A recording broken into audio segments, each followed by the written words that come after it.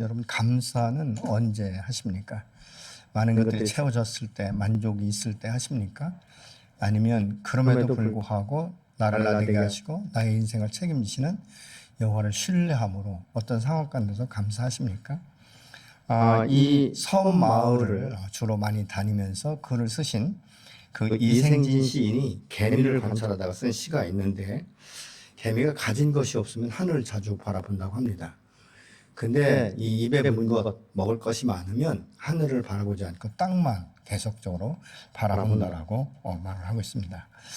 우리도 삶이 힘들 때는 하나님 앞에 나가 구하지만 하나님께서 우리의 그 일용할 양식을 주시고 우리의 필요한 것들을 어느 정도 채워주시면 그때부터는 하나님의 은혜에 감사하고 하나님을 바라보기보다는 이 땅의 것에 소망을 둔 자처럼 우리의 그 탐욕과 탐심과 이런 것들에 집중해서 끝날 때까지 끝나지 못하고 지속적으로 이 땅의 것만 생각하고 땅에 묶여 살지 않는지 돌아봐야 될 때가 바로 된 것 같습니다.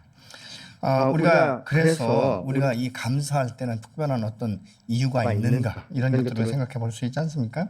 예수 그리스도 안에서 거듭난 하나님의 자녀의 그 고백은 다른 것이 아닙니다. 나아가 죄로 인하여 영원 죽을 수밖에 없는 나를 살리시고 내 마음의 보좌에 앉으셔서 나의 왕이 되시고 나의 하나님을 이 섬기고 또 영원히 주님과 함께 동행하면서 삶의 이치를 깨닫게 하시고 일하시는 이 하나님과 한 몸으로 사는 것, 이 자체만으로도 우리는 감사할 수 있어야 될 줄로 믿습니다.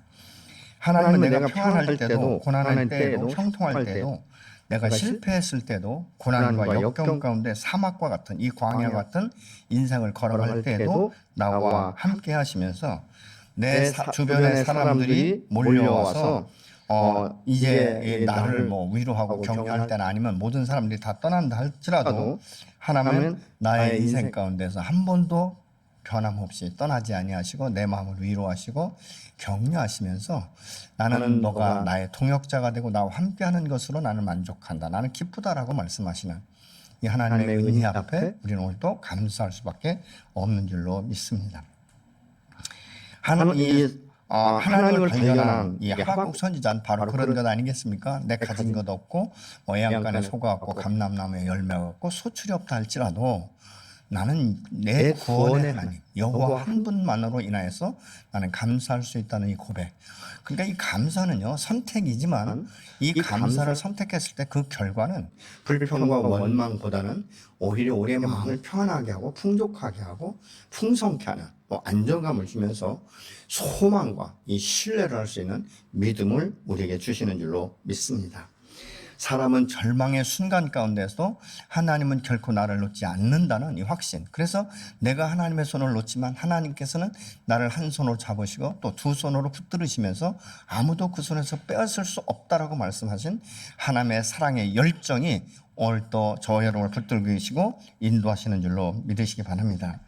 여러분, 때로 우리의 인간적인 생각은 절망과 실패가 될 때는 자기 인생이 마치 낙오자가 되는 것 같고 뒤떨어진 자가 되는 것 같고 그래서 도저히 설 수 없는 것 같은 이 두려움, 이때에도 여호와 하나님께서는 여전히 신실하게 내게 말씀하시죠.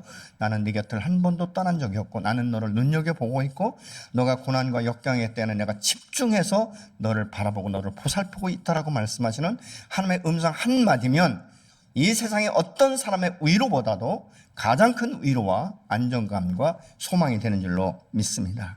사도 바울은 지금 본문을 통해서 감사하는 자가 되라고 지금 명령하고 있는데 이것은 그리스도 예수 안에서 거듭난 것 자체가 감사의 가장 큰 이유라는 것을 지금 설명하고 있습니다. 그러면 그 이유가 무엇인가? 12절에 보면 그러므로 너희는 하나님이 택하사 거룩하고 사랑받는 자처럼 긍휼과 자비와 겸손과 온유와 오래 참음을 옷 입고 이렇게 말씀하고 있는 것입니다. 하나님의 택하심을 받은 이 거룩한 사랑받는 이라는 이 표현은 본래 선민 이스라엘 백성들에게만 사용된 단어예요. 그런데 사도 바울은 오늘 이 골로새 성도들을 향하여 이 말씀을 지금 쓰고 있다는 것이죠. 이것이 놀라운 것이죠. 왜냐하면 그들은 과거에 죄와 무할례로 인하여서 죽었던 사람들이고 하나님의 원수 되었음에도 불구하고 사도 바울은 그들을 향한 아버지의 사랑으로 말미암아 흑암의 권세에서 구해내서 이제는 그 새로운 자리, 사랑하는 아들의 나라로 옮기셨다라고 이 골로새 1장 13절은 말씀하고 있습니다. 그 아들의 구속받은 자, 곧 하나님의 자녀가 된 너희는 하나님 안에서 사랑받기 합당하다라고 지금 말씀하고 있는 것 아니겠습니까? 그 사랑 안에 있을 때 우리의 마음 가운데는 평강이 있다라고 말씀합니다. 그럼 이 평강이 어떤 것인가? 15절 오늘 본문에 그리스도의 평강이 너희 마음을 주장하게 하라 이렇게 말씀하고 있습니다. 여기서 주장하게 하라 이 말씀의 원문은 심판자 노릇을 하라, 이렇게 다스리는 자의 노릇을 하라, 이런 의미를 가지고 있는 것이죠.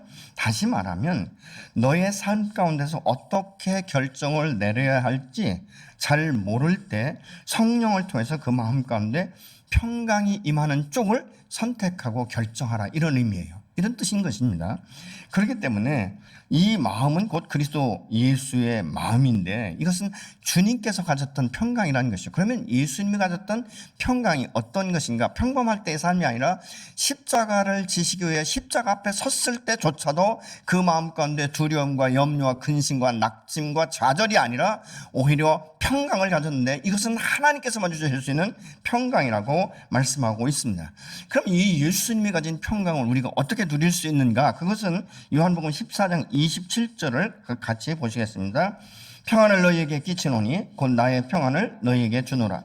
내가 너희에게 주는 것은 세상이 주는 것과 같이 아니하니라.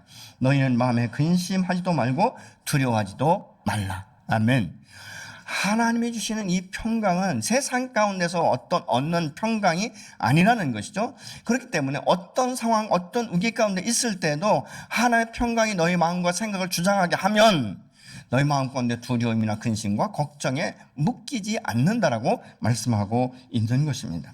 여러분, 그리스도의 평강을 생각하면 내 마음도 의지도 내 노력도 아니라 내 의지나 노력을 무엇으로 하려고 하는 것들의 이 대부분은 하나님의 뜻과 무관하거나 하나님의 뜻과 반대되는 일들인 것이죠.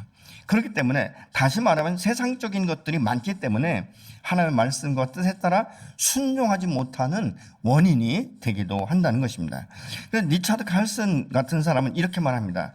사소한 것에 목숨을 건다라는 이 책에 보면 우리는 때로 목숨을 걸 만한 가치가 없고 시원치 않은 일에도 목숨을 걸 것 같이 하는데 이것은 잘못된 것들이 많다, 이렇게 말합니다. 그러면서 하는 말이 또 많을수록 좋다는 생각을 버리라. 왜냐하면 뭐든지 많다고 해서 다 좋다고 할 수는 없다는 것입니다. 그러면서 그가 말하는 것은 돈도 많을수록 좋을 것 같지만 적당히 있는 것이 더 좋다. 왜냐하면 많으면 많을수록 기쁨도 있지만 그에 못지않게 근심과 두려움도 함께 따라온다라고 말을 하고 있는 것이죠.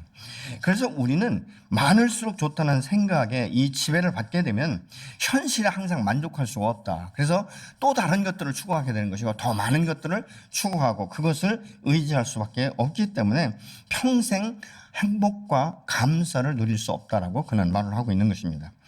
그리스도의 평강은 나를 대속하기 위해서 십자가를 지신 이 주님을 통해서 내게 임한 것이죠. 그것이 바로 부활 생명과 함께 우리에게 임한 성령인 줄로 믿습니다.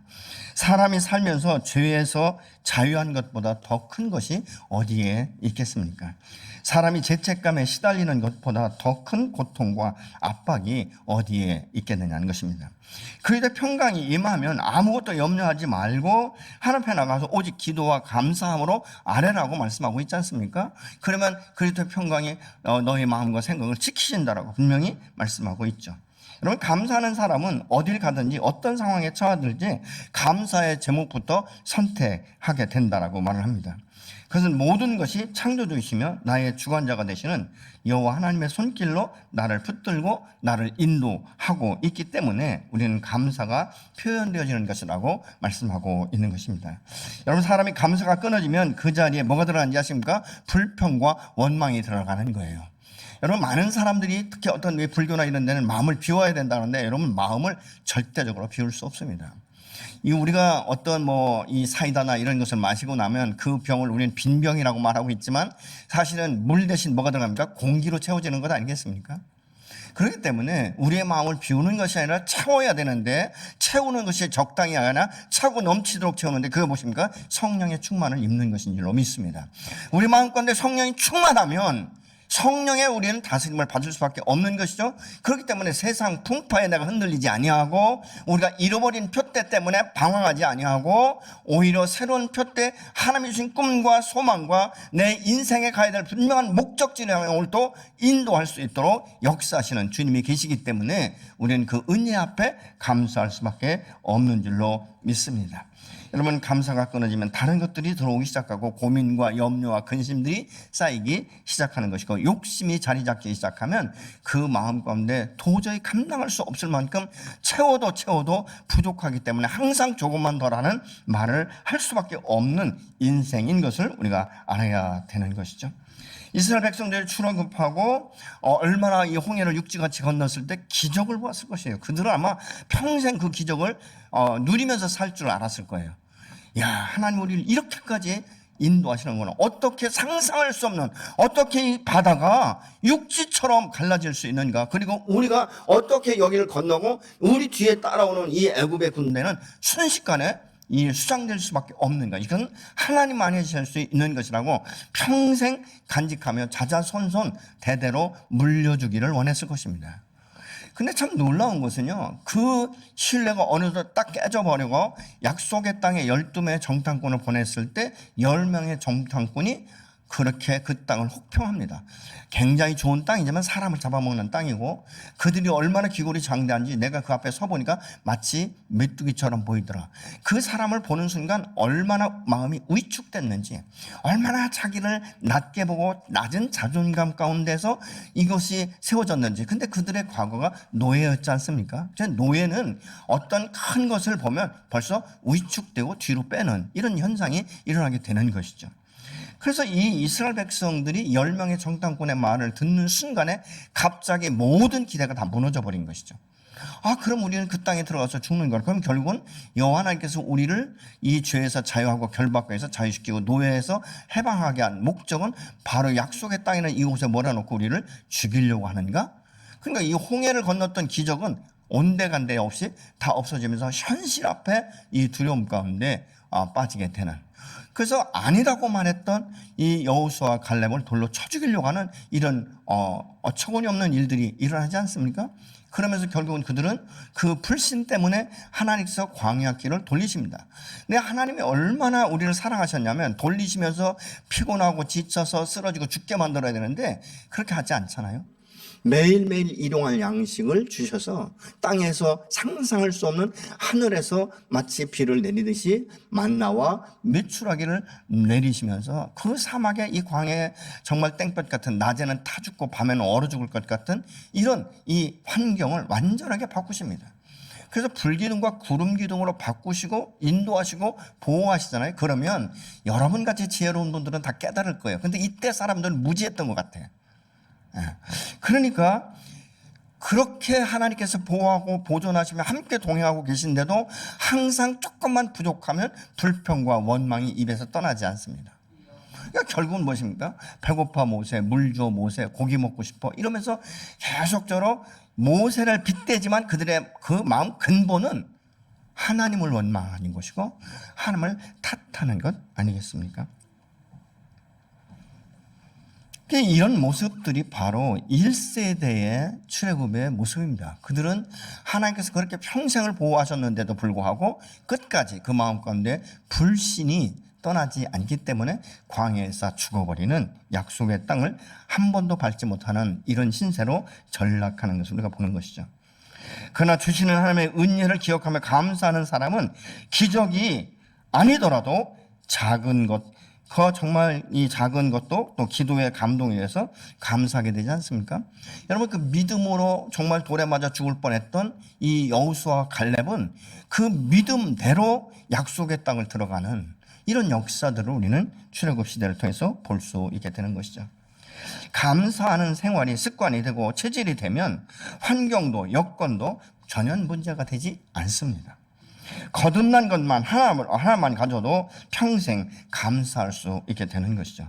그런데 감사하지 못하는 것은 내 안에 아직도 욕심이 많아서 하나님의 뜻과 하나님의 영광이 목적이 아니라 내 생각과 계획이 목적이 돼서 그것을 이루기 위해서 하나님의 은혜는 생각에 멈추게 하고 여전히 세상에서의 이 목적을 달성하기 위해서 감사치 못하고 밤낮 정신없이 분주하게, 그래서 시간이 없고 피곤하고 여유가 없게 만들어버리는 이 속에 내가 지금 나가 들어가 있지는 않는가. 여러분, 이 삶은 죽을 때까지 끝나지 않습니다.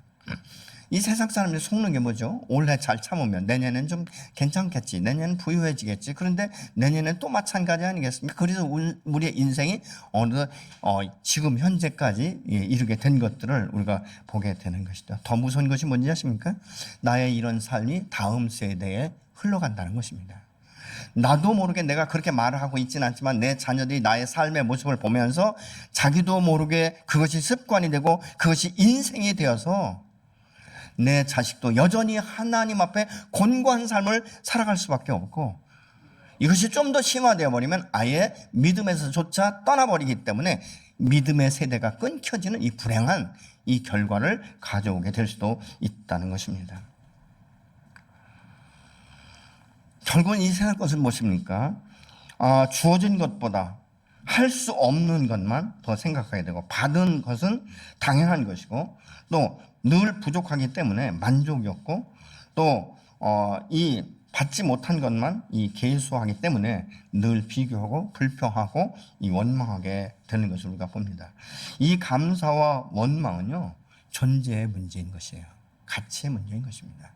내가 감사할 때 나 자신을 얼마나 존귀하게 보고 하나님의 은혜를 우리가 기억하면 내 마음속에 기쁨이 있는 것이고, 감사가 이것이 넘치는 이런 삶을 우리는 매 순간 선택하다 보면 어느 시점이 딱 지나면 이게 습관이 되는 것이죠. 그래서 매사에 감사할 수밖에 없는, 그래서 앵무새처럼 입술로만이 아니라 내 심령 가운데 우러나오는 이 감사, 이 고백은요, 하나님의 마음을 감동시키는 역사가 일어나게 되는 줄로 믿습니다. 바울이 골로새 교인들에게 감사라고 명령하는 것은 하나님의 은혜로 흑암의 권세에서 건짐받고 하나님의 이 아들의 나라에 임해서 모든 죄를 용서받고 하나님과 화목한 이 관계가 된 것만 하나라도 충분히 감사할 수 있는 이유가 된다라고 그는 지금 말하고 있는 것이죠. 여러분 안에 아직도 부족한 것만 혹시 계수하고 있지는 않습니까? 감사의 토양이 되지 않았다면 이 시간 우리는 회개하면서 감사의 마음밭이 회복되기를 예수님으로 축원합니다. 여러분, 감사의 토양에서 평안이 임하는 것이고, 그 평강 속에서 그리스도를 닮은 인격과 열매가 그 안에서 맺혀지기 시작하는 것입니다. 감사와 불평과 원망은 선택이지만 그 결과는 하늘과 땅 차이로 다음 세대까지 영향을 주는 열매로 우리가 변화된다는 사실을 우리가 기억한다면 오늘도 우리는 하나님 앞에 감사와 찬양과 영광을 돌려야 될 줄로 믿습니다. 그러면 이 감사의 유익이 무엇인가? 이 16절에 보면 그리스도의 말씀이 너희 속에 풍성히 과하여 모든 지혜로 피차 가르치며 권면하고 시와 찬송과 신령한 노래를 부르며 감사하는 마음으로 하나님을 찬양하고, 이렇게 말씀하고 있습니다. 여기서 가르친다, 이 말은 복음의 진리와 신자의 삶에 대해서 알려주고 깨닫게 한다는 의미가 있습니다. 권고한다, 이 말은 잘못된 말과 행동에 대해서 경고하고 바르게 잡아준다라는 의미가 있는 것입니다. 평강이 우리 마음을 주장하려면 우리 안에 그리스도의 말씀이 먼저 풍성해야 된다라고 말씀하고 있지 않습니까? 여러분, 이 세상은 염려와 걱정을 많이 만들어서 우리의 욕망을 충동시키는 것이 바로 이 세상인 것이죠.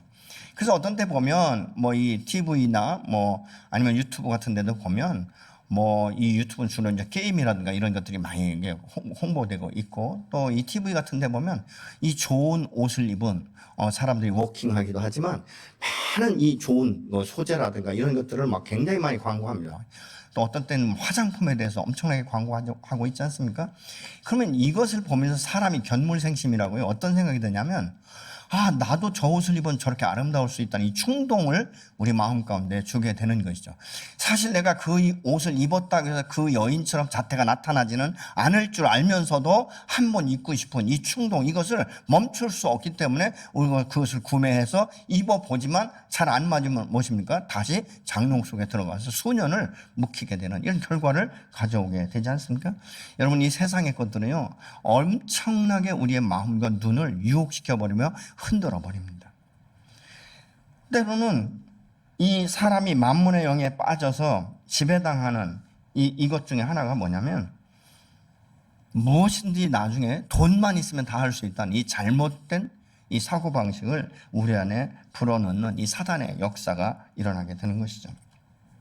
우리의 마음을 빼앗겨서 중심을 잡지 못하고 하나님의 말씀에 순종하기보다는 짧은 인생을 좀 더 편하고 즐겁게 즐기고 살고 싶은 이런 충동이 우리 안에 있게 되는 것이죠. 결국은 욕구가 열망이 돼서 이 충족될 때까지 추구하고 있지만 세상 것은 갈수록 힘이 들고 붙이면서도 끊지 못하는 이런 것이 바로 우리 마음 가운데 있는 이 죄성에서 나오는 것입니다. 그래서 마음의 평강을 얻고 삶의 중심에 이 진리의 다림줄, 이 말씀이 사실은 우리 마음 가운데 기준이 되어야 되는 것입니다. 예수님은 요한복음 17장 8절에 이렇게 말씀합니다. 나는 아버지께서 내게 주신 말씀들을 그들에게 주었사오며 그들은 이것을 받고 내가 아버지께로부터 나온 것을 참으로 아오며 아버지께서 나를 보내신 줄을 믿었사옵나이다.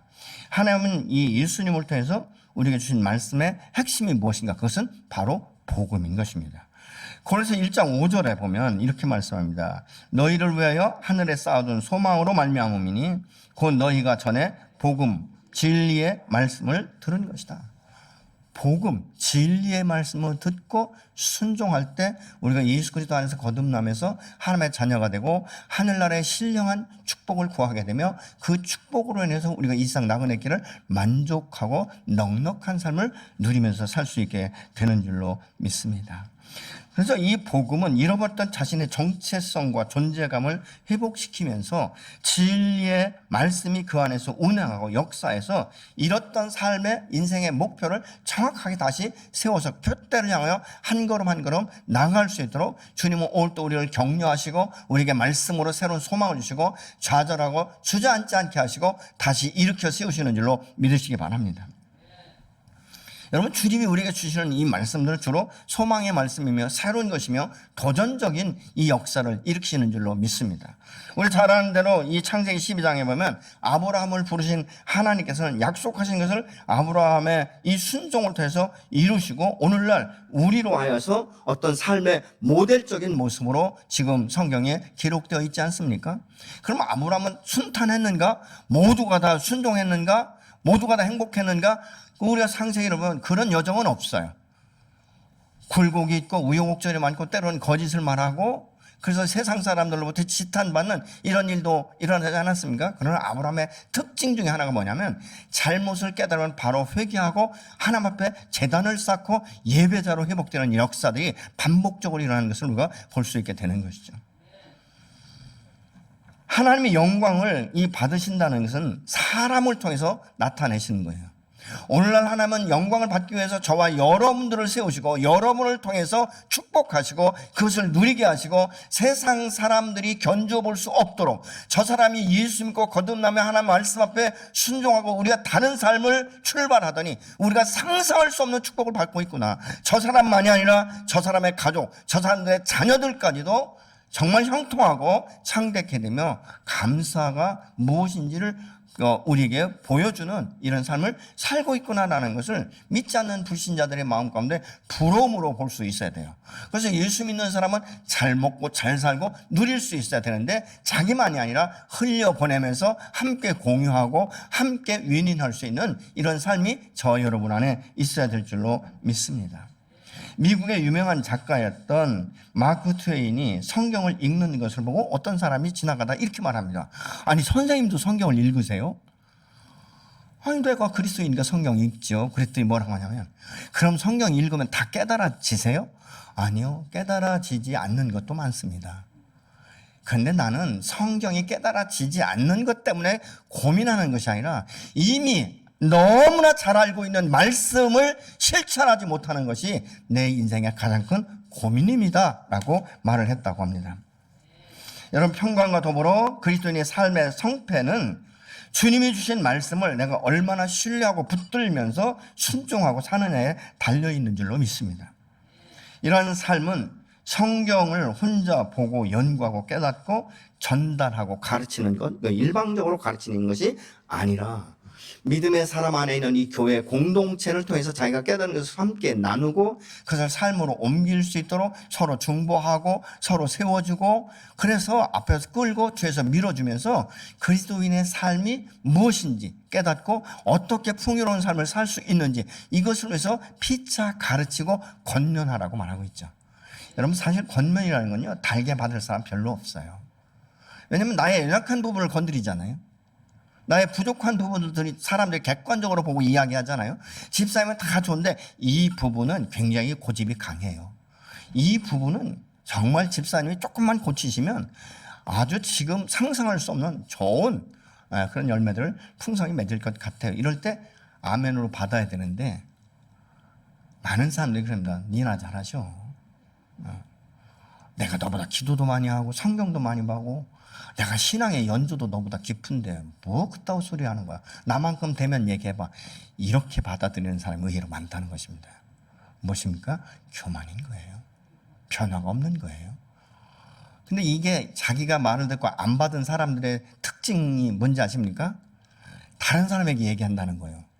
아니 그 모집사가 말이지 싸가지 없이 지가 뭐 성경도 별로 알고 아는 것도 없고 신앙생활도 얼마 안 했는데 나를 가르치려고 들어 이렇게 얘기하는 거예요. 그럼 이게 이제 사람의 말은요 얼마나 바람보다 더 빠른 것 같아요. 한 2, 3일 있으면 들어와요 벌써. 이러다 보면 변화가 없고 공동체가 오히려 깨져버립니다. 그럼 누가 할 수 있는가? 함께 말씀을 묵상하고 기도할 수 있는 사람, 성령의 의지에서 어떤 말이든지 내가 받아들이고, 그리고 그것이 사실이 아니면 성령께서 깨닫게 하시잖아요. 그 사람 잘못 깨달은 거야. 그렇게 하실 수도 있는 것이죠. 그런데 내 생각과 내 감정에 따라서 욱하는 마음으로 이 일을 벌리게 되다 보면 어려움이 많은 것들을 우리가 볼 수 있게 되는 것이죠. 그러면 어떻게? 지혜롭게. 그래서 피차 지혜로 가르치라 이렇게 말씀하고 있지 않습니까? 어떤 사람은요 곁에서 보면 막 불평과 원망과 한숨과 두려움과 염려와 근심이 끊임이 없어요. 근데 다른 사람이 볼 때 자기는 그 정도만 되면 날마다 춤을 출 것 같아. 그러니까 그런 사람이 뭐라고 말해요? 집사님 정도면 나는 정말 춤추겠어요. 이렇게 이야기할 수 있잖아요. 이런 말을 들을 때 우리가 뭘 깨달아야 되는지 아십니까? 내가 감사를 잃어버렸구나. 내가 하나님의 은혜를 잃어버렸구나. 이거 깨닫는 게 은혜요 축복인 줄로 믿으시기 바랍니다. 그래서 우리가 다시 감사를 선포하기 시작하는 것이죠. 왜냐하면 감사가 가득한 그릇에는요 다른 염려나 두려움과 근심이 들어올 수가 없어요. 왜요? 더 이상 여기에 담길 수 없기 때문에. 저는 여러분들이 이런 삶이 날마다 여러분의 인생과 여러분의 자녀들과 여러분의 가정 가운데 임하기를 예수님으로 축복합니다. 여러분, 교회는 말씀을 나누고 잘못을 뉘우치고 이해하는 차원으로 넘어가는 것이 아니라 회개하고 돌이키는 변화되는 이런 삶을 추구해야 되는 줄로 믿습니다. 진리가 마음에 부딪히는 것은요 고통이 있어요. 아픔이 있어요. 어떻게 그것이 기뻐 춤을 출 수 있겠습니까? 누구든지 기분 나쁘고 힘들고 고통이 있는 것이죠. 그러나 그 깨어지는 이 고통을 통과할 때 우리는 더 새롭고 더 견고하고 더 아름답고 더 충만하고 내가 예수 그리스도의 인격을 닮아가는데 한 걸음 더 앞서가게 되는 줄로 믿으시기 바랍니다. 진리의 말씀은 지식과 이해의 단계를 넘어서서 적용되어야 하는 것이에요. 그리고 그 깨어짐과 이 순종을 통해서 하나님을 찬양하고 감사로 표현되어져야 될 줄로 믿습니다. 영국의 저명한 저술가인 윌리엄 노라는 사람이 있는데요. 그가 이렇게 말을 합니다. 이 엄숙한 부름의 책이라는 곳에서 성자란 특별히 기도를 많이 하거나 오랫동안 기도하는 사람도 아니고 헌금을 많이 하는 사람도 아니고 자기 일을 이기는 극기 생활을 하는 사람도 아니고 공의와 진리를 위해서 몸 바치는 사람이 아니라 감사하는 사람이다. 그는 그렇게 말을 하고 있어요. 모든 일에 하나님의 선하심을 믿고 받아들이고 감사할 뿐만이 아니라 감사하는 이 마음이 항상 준비된 사람, 그 사람이 성자라고 말하고 있어요. 왜요? 앞으로도 여호와 하나님께서 어떤 상황 가운데서도 내 마음 가운데 감사를 선포할 수 있도록 내게 믿음을 주실 것이기 때문이라고 그는 말을 하고 있는 것이죠. 여러분, 범사에 감사하는 사람은 감사의 수준이, 감사의 정도가 그 사람의 인격과 믿음을 나타내게 되기 때문에 그런 것입니다. 오늘 17절에 보니까 또 무엇을 하든지 말이나 일이나 다 주 예수의 이름으로 하고 그를 힘입어 하나님께 감사하라, 이렇게 말씀을 하고 있습니다. 여러분, 이 감사하는 사람은요, 모든 일 주의 이름으로 하고 하나님께 영광을 돌리는 사람이라는 것 아니겠습니까? 이런 사람들은 무슨 일을 하든지 자기 이름으로 하지 아니하고 주의 영광 가운데 한다는 것이죠.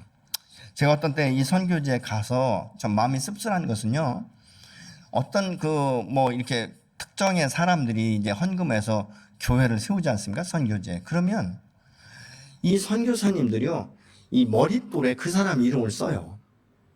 아무개 어느 교회가 이 예배당을 건축했습니다. 그리고 거기에서 사진을 찍어서 보냅니다. 근데 그것이 안 되면 사람들이 또 교회가 자꾸 뭐라고 한대요. 그래서 선교사님도 어쩔 수 없이 한다라고 이런 말을 제가 들은 적이 있어요. 모든 선교사님 다 그런 건 아니지만. 근데 그것을 보면서, 아니, 이 교회를 건축하게 하시니가 여호와 하나님이지, 이 사람은 하나님의 통로로 흘려보낸 것 뿐이지, 굳이 머릿돌에 이것을 새겨서 이 모든 사람이 예배당을 출입할 때마다 그 사람 이름을 기억하는 것이 과연 바른가, 이런 생각을 하게 될 때가 있어요. 저는 그래서 우리 교회에서도 여러 지교회를 세우지만 사실은 그 나라, 그 지역에 맞게, 그리고 그 교회 공동체 안에 있는 이 성도들과 함께 기도하면서 교회 이름을 져라. 이것은 하나님의 교회고 하나님의 나라를 확장하는 것 뿐이고 우리는 다만 도구로 쓰일 뿐이다, 이렇게 지금 말하고 있습니다. 여러분, 어떤 때 보면 우리가 하나님 앞에 심는 것이 얼마나 큰 은혜인지 몰라요.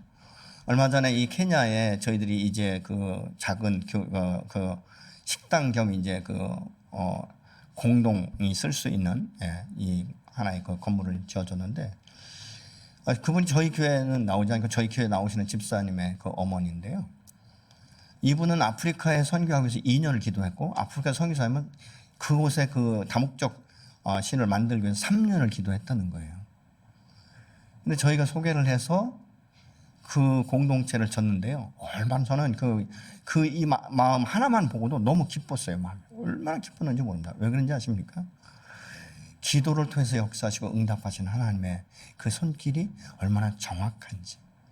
왜냐하면 그전에는요, 마치 우리나라의 그 허름한 창고처럼, 우리나라 말로 하면 무슨 그 거적 같은 거를 이렇게 이어서 씌워놓고 거기에서 애들이 밥을 먹고 거기에서 배식하고 그랬거든요.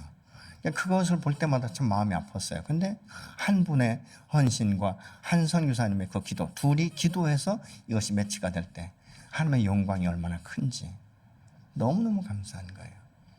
그 선교사님이 그런 얘기 하시더라고요. 이거는 생수교회가 진 겁니다. 그렇게 말씀하시길래, 아니요, 생수교회가 진 것이 아니라 당신의 기도를 응답하시는 여호와 하나님께서 지은 것이다, 이렇게 이야기를 했더니 그 선교사님이 그런 이야기 하는 거예요. 그래도 생수교회가 자기하고 연관됐기 때문에 이것이 통로로 흘러온 것이지, 자기 생수교회하고 아무런 연관이 없다면 과연 이것이 흘러왔겠는가. 전 참 그 말 한마디 한마디가 굉장히 감동이 되어졌어요. 여러분들의 헌신과 여러분이 심은 것을 통해서 정말 이 열방 가운데 많은 것들이 새롭게 변화되는 이런 역사가 일어납니다. 지난번에 우리가 오셨던 그 폴란드의 선교사님이 뭐라고 말합니까? 생수교회는 여러 교회 중에 하나가 아니라 정말 자기 인생 가운데 자기가 선교 사역을 하면서 생수교회는 자기가 가장 1순위로 기억되는 교회고, 자기가 기도할 때마다 한 번도 잃어버린 적이 없다라고 말하고 있지 않습니까? 우리가 보이지 않는 손길, 여러분의 헌신, 여러분이 심는 씨앗이 지금 열방 가운데 심겨지는 이런 모습들을 우리가 볼 수 있게 된다는 것입니다. 여러분, 예수의 이름으로 하는 것을 왜 그렇게 해야 되는가? 내게 있는 모든 것이 주께로부터 왔기 때문에 그런 것 아니겠습니까? 이 고린도전서 4장 7절 보시겠습니다.